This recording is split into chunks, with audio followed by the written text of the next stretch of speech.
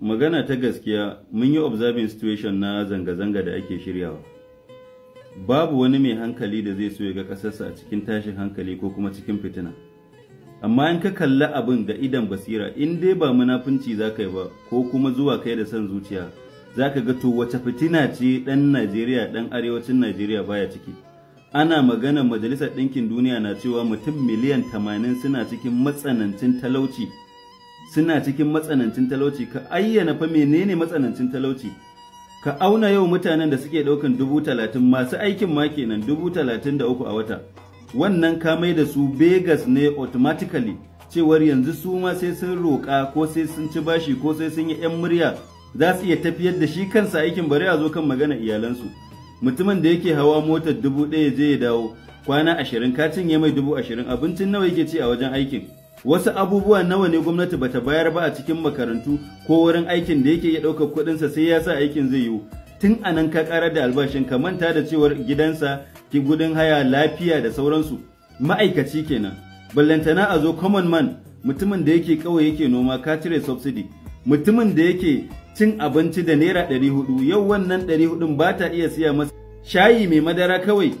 Ka cire maganar kwai, wannan na masu gata ne da ake cewa an fara ganinsa na masu hali. Wallahi ba zai iya sha ba. Na ga abin da ake cewa an yi haɗin shayin naira 500 da idona na je na tambaya, naga kuma haka ne. In za ka sha shayi tsura yau da Lipton guda ɗaya naira 200 ne ake sai da shi. Za ka je ka wuni a gona a ɗauki naira 400 a baka.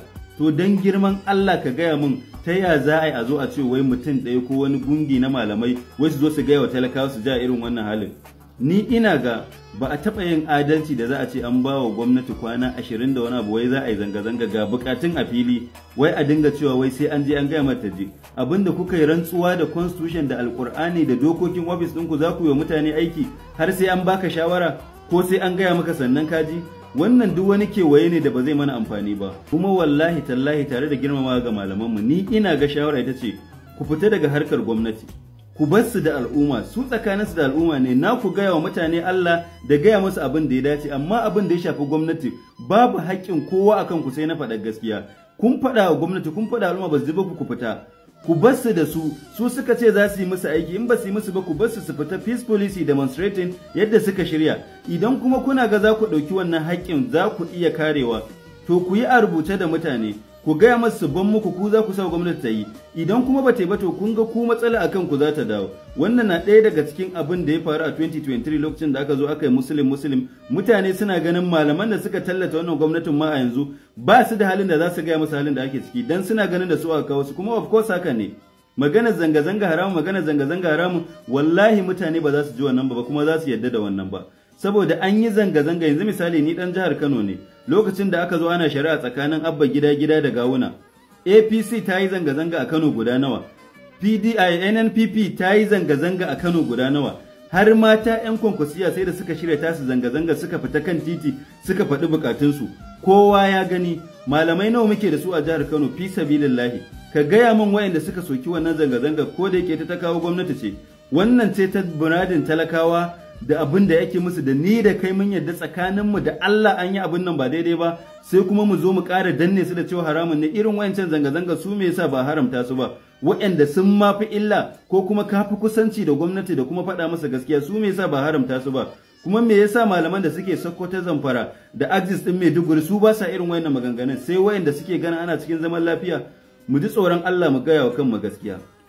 Wannan abun ba wanda yake so ƙasar ta shiga cikin tashin hankali. Wallahi ba ɗan ƙasar da ana zaune lafiya zai ce zai fita zanga-zanga. In kun ga mutane suna irin wannan abun, tura ce ta kai bango har suke cewa za su fito. Kuma har yau fa akwai kusan kwana 10 a yi wannan abun. Dan Allah dan Annabi, idan za a yi wannan abun, me zai hana yau gwamnati ce ta dawo da subsidy ko ta dawo da ilimi ko ta rage kuɗin wuta? Raba shinkafa kwano mutum 20,000 sun samu a cikin mutum miliyan 220. Ana magana miliyan 80 suna kangin talauci. Ta ina za ku iya samar da shinkafar? Adalci shi kaɗai ne mafita. Wannan shine abin da ya kamata gwamnati ta yi. Ni ina ga idan gwamnati za ta kalli wayannan muradan ta yi koda guda 5 ne a ciki kafin ranar zanga-zangan nan, ba sai kun gaya wa talakawa kada su fito ba. Amma magana raba musu kai da cewar ai yan kudu ne suka shirya ta, ba a san su organizers din ba a san kaza ba, amma ai sun san suna cikin yunwa, sun kuma san wanda suka sa su a yunwar, kuma sun san hanyar da za su fita. Mutumin fa da ake cewa a hungry man is an angry man. wallahi ba za ku iya controlling ɗinsa ba. Saboda haka hanya ɗaya ita ce adalci. Maganar wani turo 'yan social media, turo waye, turo kaza, wallahi wannan ba za ta yi aiki ba.